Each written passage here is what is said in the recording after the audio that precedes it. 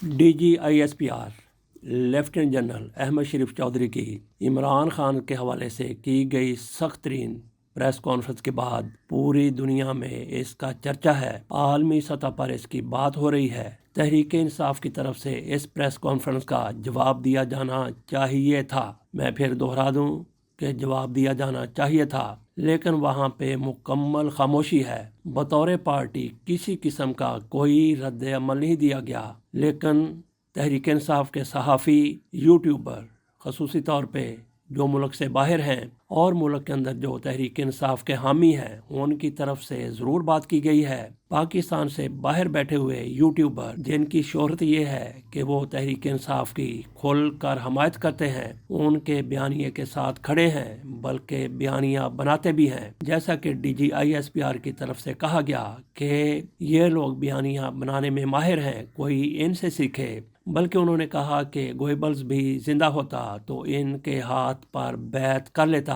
अल्फाज तो शायद ये नहीं थे, लेकिन उनका मफहूम यही था। उन यूट्यूबर की तरफ से जो पाकिस्तान के बाहर बैठे हुए हैं, उन्होंने DGISPR पर हमला किया है। एक सवाल के जवाब में 10 जवाब देने की कोशिश की गई है और लाह पाह करके रख दी गई है। इन यूट्यूबर की तरफ से जो पाकिस्तान के बाहर बैठे हुए हैं, उनमें से कोई भी एक ऐसा नहीं है जिस पर मुकदमा ना हो, बल्कि दहशत गर्दी के भी कई पर मुकदमा कायम है। पाकिस्तान में मौजूद तहरीक इंसाफ हो सकता है कि अभी सोच रही हो मिल के बैठे और उसके बाद वो कोई रद्द अमल इस पर दें। इमरान खान का इस प्रेस कॉन्फ्रेंस पर क्या रद्द अमल होगा, जिसमें DGISPR की तरफ से उनको जहनी मरीज करार दिया गया। ये भी कहा गया कि ओ तुम कौन हो, क्या पैगाम देना चाहते हो, खुद को क्या समझते हो। इमरान खान की तरफ से इसका क्या जवाब आता है। कोई उनसे मुलाकात के लिए जाएगा, वो बाहर आके बताएगा। इमरान खान से मुलाकात करने वालों में उनके वकला शामिल हैं, पार्टी के लीडर शामिल हैं और इमरान खान की बहनें शामिल हैं। जबकि तारिदैन की तरफ से कहा गया है कि अब इनकी मुलाकात नहीं हो सकेगी, खसूसी तौर पे इमरान खान की बहनों की। बाकी जो लोग भी इमरान खान के साथ मुलाकात के लिए जाते हैं, वो आधी बात आके बाहर बताते हैं और आधी अपने दिल में खौफ की वजह से रख लेते हैं। जबकि इमरान खान की बहनें वो जो कुछ इमरान खान कहते हैं, बल्कि उसमें मजीद इजाफा अपनी तरफ से भी शायद कर देती हैं। इमरान खान उसको भी अपना लेते हैं, इमरान खान उसको भी मान लेते हैं कि हाँ मैंने ही कहा है। इमरान खान का ट्वीट अब भी जारी है। इमरान खान के ट्विटर की भी तलाशी ली जा रही कि आखिरकार कहाँ से ये ऑपरेट होता है, लेकिन अभी तक किसी को कुछ पता नहीं चल सका। अगर पता चला भी है तो उस पर किसी किस्म की कोई पाबंदी अभी तक नहीं लग सकी। इमरान खान तक ये मैसेज आएगा तो फिर वो बताएंगे कि वो इस पर क्या कहना चाहते हैं या वो इस पर क्या रद्द-ए-अमल देते हैं। इमरान खान की बहनें अगर अंदर जाती हैं तो फिर इमरान खान की पूरी बात बाहर आ सकेगी, जबकि उनकी बहनों पर मुलाकात की पाबंदी आयद कर दी गई है। इमरान खान ने तो जो कहना है और जब कहना है तब कहना है, लेकिन जिस तरह से बाहर बैठे हुए वीलागर बात कर रहे हैं, इमरान रियाज खान हैं, जिस तरह से शहबाज गिल हैं और दूसरे हैं, साबिर शाकिर हैं, इन्होंने अपने आप को इमरान खान और उनकी सियासत के साथ नत्थी कर लिया है। हालांकि जो खुद को गैर जानबदार ज्यादातर कहते हैं, शहबाज गिल ऐसा नहीं कहते। वो कहते हैं कि मैं पार्टी का कारकुन हूँ, मैं पार्टी का रहनुमा हूँ, मैं इमरान खान के साथ रहा हूँ। वो खुलकर पार्टी की बात करते हैं, पार्टी के हक में बात करते हैं, इमरान खान की बात करते हैं और वो जिम्मेदारी भी कभी कभी पार्टी के हवाले से ले लेते हैं। इन लोगों की तरफ से DGISPR की प्रेस कॉन्फ्रेंस पर सख्त जवाब दे दिया गया है। इस कॉन्फ्रेंस पर अगर कोई मुतमिन है, बहुत ज्यादा मुतमिन है, तो वो मुस्लिम लीग नून है। मुस्लिम लीग नून की तरफ से शुक्र भी अदा किया जा रहा है, मुस्लिम लीग नून की तरफ से जश्न भी मनाया जा रहा है, बल्कि वो जलती पर मजीद तेल भी छिड़क रहे हैं ताकि इमरान खान और पाक फौज के माबैन जो इख्तलाफात हैं वो मजीद दुश्मनी तक चले जाएं, जैसा कि नजर भी आ रहा है। अता तारड़ की तरफ से जो कि 2 रोज कबल दूसरे तारड़ के साथ बैठे हुए थे, वजीर कानून आजम नजीर तारड़ के साथ बैठे थे और कह रहे थे कि मुलाकात के इन हालात में इमरान खान की बहनों को इजाजत नहीं दी जाएगी। उनकी तरफ से अब 2 बातें की गई हैं। वो कहते हैं कि PTI ने मुज़ाकरात की ट्रेन मिस कर दी है, अपने लीडर لیڈر کے بیانات پر معذرت کریں۔ پی ٹی آئی کے لیڈر ان کے بس میں ہوتا اور ان کے دل کی بات پوچھی جائے تو اب سے کہیں پہلے یہ ایسا کچھ کر چکے ہوتے، لیکن عمران خان کا ڈر ہے اور پارٹی میں بھی رہنا ہے، اس لیے اندر کی بات باہر نہیں کرتے اور نہ ہی معذرت کھل کر کرنے کے لیے تیار ہیں۔ تو باقی عطا کی طرف سے کہا گیا کہ پی ٹی آئی نے مذاکرات کی ٹرین مس کر دی، اگر وہ معذرت کر لیتے ہیں اول تو ان کی طرف سے کھل کر معذرت نہیں کی جائے گی، اگر معذرت کر لیتے ہیں تو پھر کیا ان کے ساتھ مذاکرات ہو جائیں گے، پھر ان کو ریلیف مل جائے گا، پھر ان کو چھوڑ دیا جائے گا، پھر ان کو حقوق حاصل ہو جائیں گے؟ کیا آپ میں اتنی زیادہ فورس ہے، قوت ہے، طاقت ہے، اختیار ہے کہ آپ ان کو کوئی ریلیف دے سکیں؟ یہ بہت بڑا سوال ہے۔ تو ناظرین یہ آپ کے لیے میں چھوڑتا ہوں کہ اس پر آپ کیا کہتے ہیں۔ مسلم لیگ نون کی حیثیت کا، طاقت کا، اختیارات کا سب کو علم ہے، لیکن اپنے آپ میں ہر کوئی 30 مار خان بنا ہوا نظر آتا ہے، ہر کوئی اپنے آپ کو ٹارزن سمجھتا ہے، فارم 47 والی کرلی اور چھتیر کو جپے۔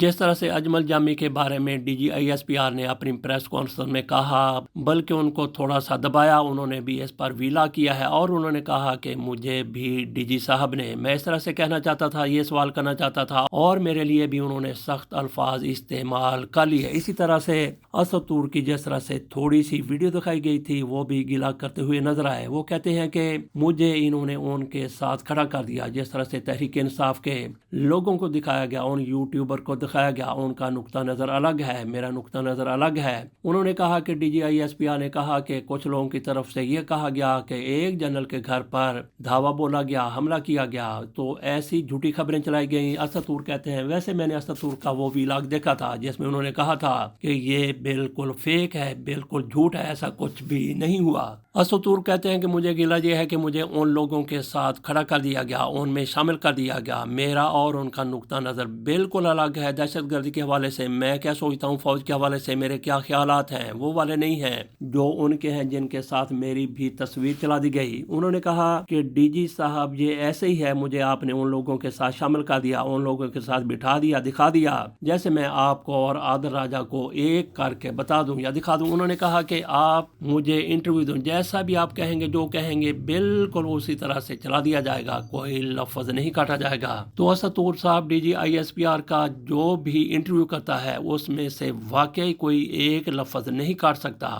البتہ ایسے الفاظ ضرور کاٹے جا سکتے ہیں جو انٹرویو کے بعد کہا جائے کہ ان کو کاٹ دیا جائے۔ ہر کوئی یہی کہہ رہا ہے کہ پاکستان میں کبھی اتنی پریس کانفرنس سخت نہیں ہوئی کسی سیاستدان کے بارے میں جس طرح سے اب کی گئی ہے۔ نہ صرف کئی یوٹیوبر کہہ رہے ہیں، کئی صحافی کہہ رہے ہیں، بلکہ خود D G I S P R نے بھی یہی کہا تھا کہ نہ پہلے کسی سیاسی لیڈر کا ایسا بیانیہ سامنے آیا ہے جس طرح سے ان کا یعنی عمران خان کا بیانیہ سامنے آ چکا ہے، جس طرح سے یہ لوگ بیانیہ بناتے ہیں۔ یہی وجہ ہے کہ پہلے ایسی کوئی پریس کانفرنس اتنی سخت نہیں کی گئی۔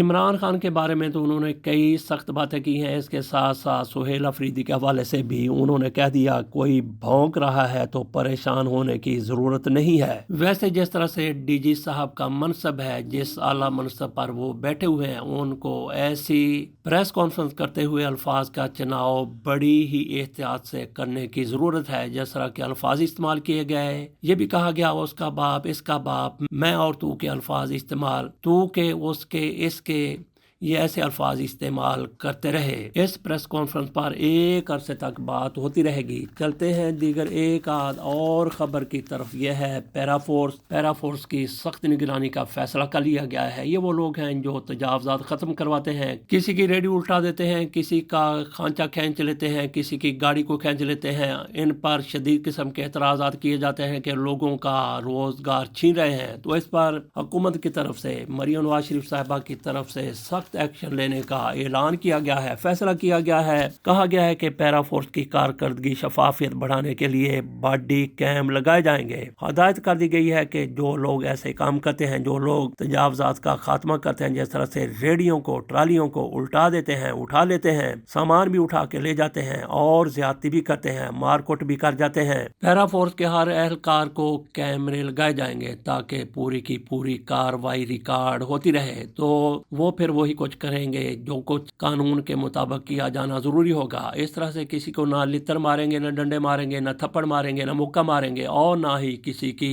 ریڑھی کو الٹائیں گے اور اس پر پڑا ہوا سامان اپنے ساتھ لے جائیں گے۔ خود مریم نواز شریف کی طرف سے کہا گیا ہے کہ پیرا فورس میں رشوت بدسلوکی اور الزام کی گنجائش نہیں، جس کے لیے ہر کارروائی اب کیمرے میں ریکارڈ ہوگی۔ انسانی سمگلروں کے بارے میں بھی ایک خبر ہے، جس طرح سے وہ جعلی ویزوں پر لوگوں کو باہر بھجوا دیتے ہیں اور راستے میں کئی اپنے جان سے چلے جاتے ہیں۔ جعلی ویزوں میں ملوث عناصر کے خلاف اور ایجنٹ مافیا کے خلاف کریک ڈاؤن کا حکم دے دیا گیا ہے۔ یہ حکم کس نے دیا ہے؟ جناب محسن نقوی صاحب، جو پاکستان کے وزیر داخلہ ہیں۔ غیر قانونی امیگریشن روکنے کے لیے جنوری میں AI بیسڈ ایپ پروجیکٹ شروع ہوگا۔ یہ محسن نقوی کی طرف سے کہا گیا ہے کہ جنوری میں ایسا کچھ کر دیا جائے گا کہ یہ جال ساز پکڑے جائیں گے۔ تو کیا پکڑے جائیں گے؟ کیا FI والے، کیا ان محکموں میں ایماندار لوگ آ گئے ہیں یا لائے جائیں گے؟ تو محسن نقوی صاحب کی طرف سے جیسا کہا گیا کہ جعلی ویزوں میں ملوث عناصر کے خلاف اور ایجنٹ مافیا کے خلاف سخت قسم کا کریک ڈاؤن کیا جائے گا۔ تو ناظرین، اس پر چند الفاظ کہنے ہیں: خوشی سے مر نہ جاتے اگر اعتبار ہوتا۔ جن لوگوں نے آپریشن کرنا ہے وہی اس میں ملوث ہوں گے۔ اجازت دیجیے، اللہ حافظ۔